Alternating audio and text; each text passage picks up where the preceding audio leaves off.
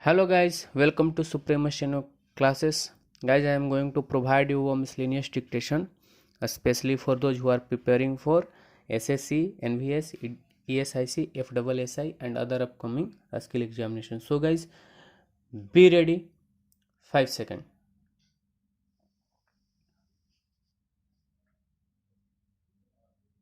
India is efficiently feeding and managing nearly 18% of the world population with only 2.4% and 4% of global land and water resources respectively.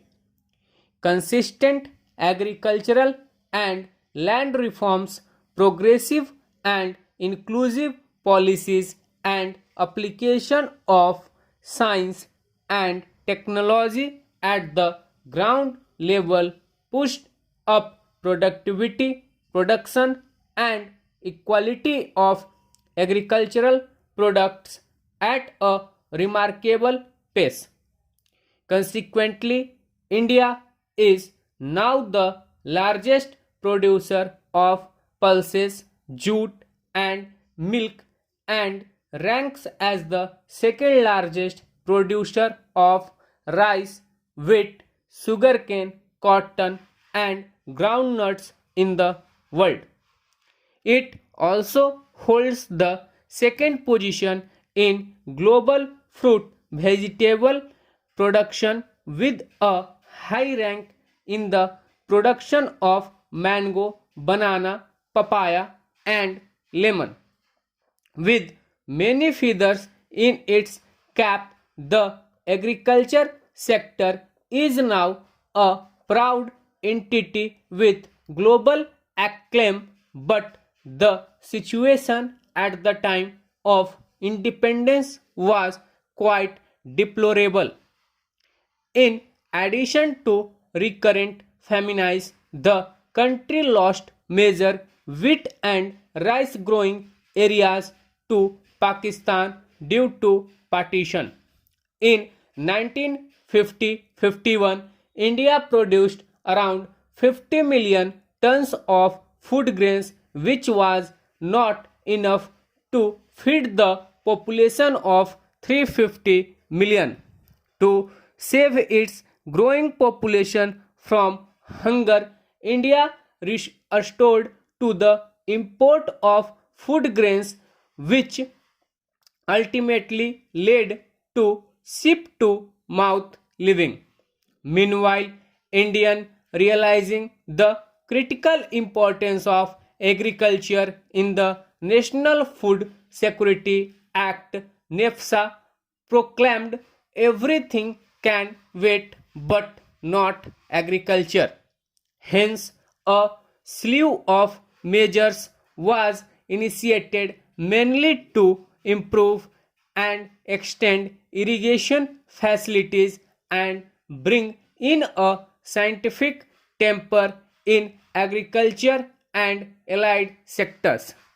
A strengthening of the nationwide agricultural R&D network was fast tracked along with the creation of agricultural education facilities and extension services to farmers. However, in our land of traditional agriculture, it was first recognized as a subject of scientific improvement in 1871 when British rulers established a Department of Revenue and Agriculture and Commerce. Although the department had a mandate of agriculture development, it mainly focused on revenue. In fact, British rulers did not intend to feed the famine afflicted India, rather desired to direct agriculture towards the production of raw materials for British industries, especially for the textile industries of Manchester.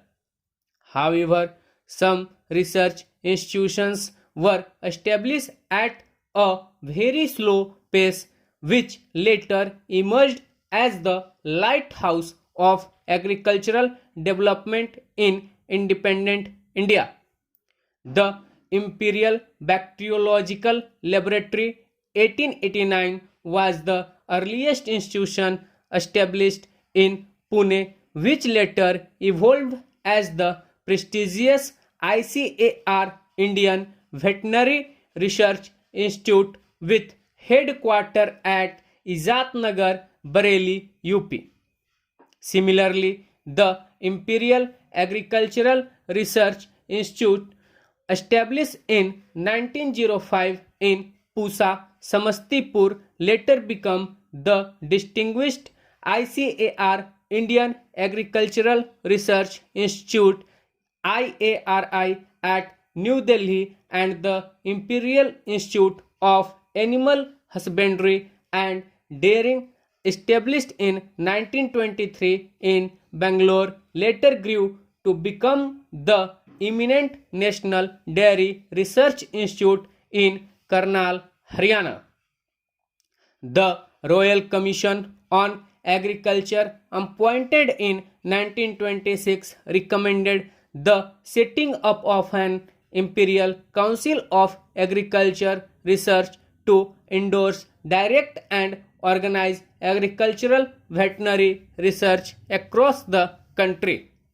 Thus, a Central Research Coordination Agency came up in 1929, which later evolved and was renamed the Council of Agricultural Research ICAR soon after independence. Meanwhile, basic research continued at the provincial level under the respective departments of agriculture and animal husbandry through the agricultural and veterinary colleges.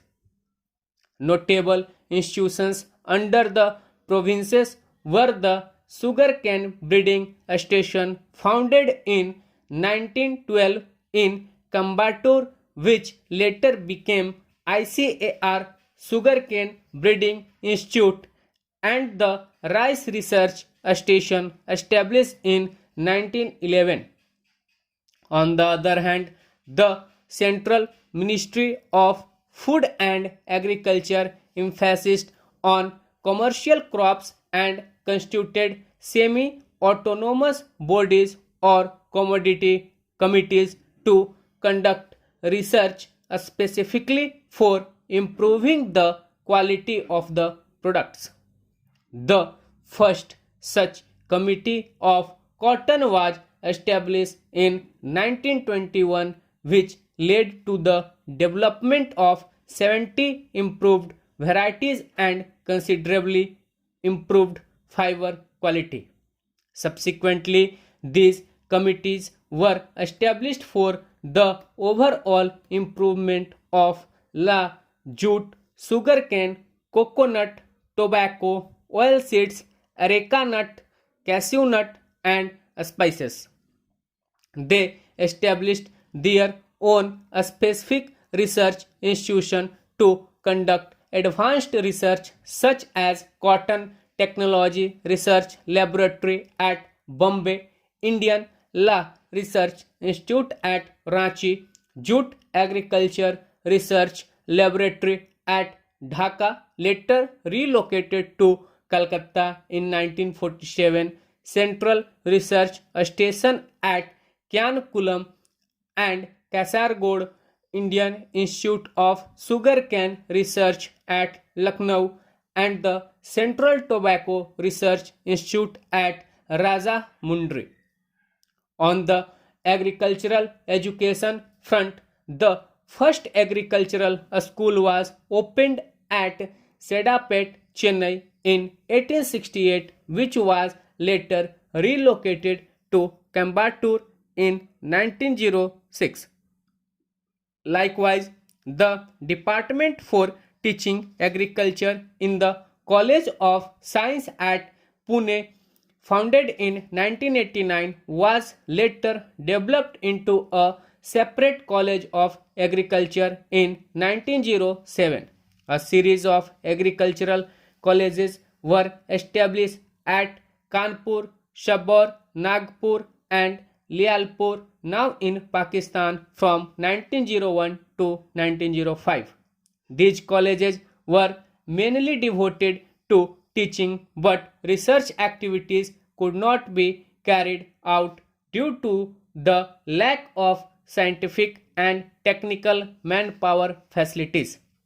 After independence, Indian policy planners accorded top priority to agricultural development with the ultimate goal to make the country self-reliant in a staple food grains, that is wheat and rice.